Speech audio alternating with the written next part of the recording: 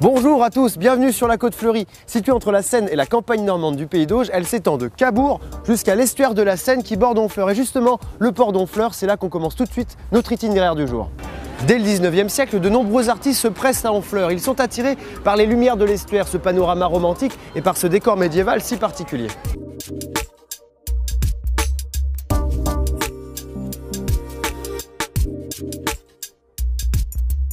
Natif d'Honfleur, le peintre Eugène Boudin fut le grand fédérateur de ces artistes, notamment des impressionnistes.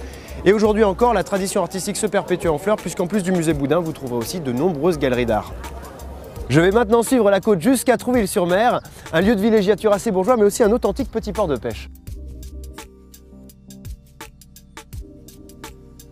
Stéphane, bonjour. Salut. Vous tenez la poissonnerie Côté Mer sur le marché aux poissons à Trouville. Qu'est-ce qu'on trouve sur vos étals?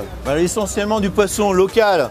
Ce qui est très intéressant, c'est le carlet, par exemple, pêché ici au chalut. On le met en filet et tu le fais à la poêle côté pause simplement. En sortie de cuisson, une petite cuillère de crème et puis c'est ok. Juste à la crème. Et ben voilà. Alors j'ai entendu dire que ça avait brûlé ici il y a quelques années. Là, c'est inauguré aujourd'hui. Qu'est-ce que ça change pour vous d'avoir ce tout nouveau marché aux poissons? Ça change déjà, on est très content de revenir ici, les 9 poissonniers. Le marché aux poissons, c'est quand même notre maison. Ce qui était intéressant, c'est qu'on pouvait agencer, comme on l'entendait, nos boutiques pour partir, j'espère, pour très longtemps. C'est très très beau en plus. L'incontournable de la ville, les planches de Trouville. J'y vais de ce pas. Ce qu'on appelle les planches, c'est cette longue promenade qui longe la plage de Trouville et qui est bordée par ces superbes maisons construites au milieu du 19e siècle par des bourgeois parisiens attirés avant tout par la mode toute nouvelle des bains de mer.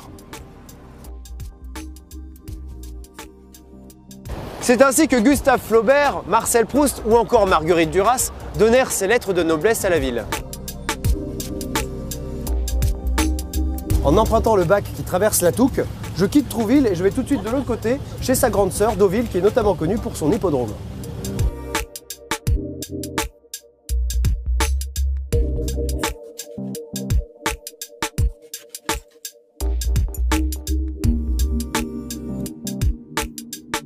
En 1861, le duc de Morny crée Deauville. Cet amoureux du cheval inaugurera cet hippodrome bien avant la construction de l'église.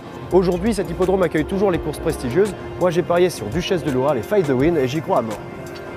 Allez, allez, allez, allez, allez. Allez, petit. Allez, J'y comprends rien, mais c'est génial. Bon, je vais pas vous mentir, j'ai rien gagné aux courses. Par contre, je suis pas prêt d'oublier mon super séjour sur la Côte Fleurie. Et c'est depuis les célèbres planches de Deauville que je vous dis à très bientôt sur voyagesncf.com.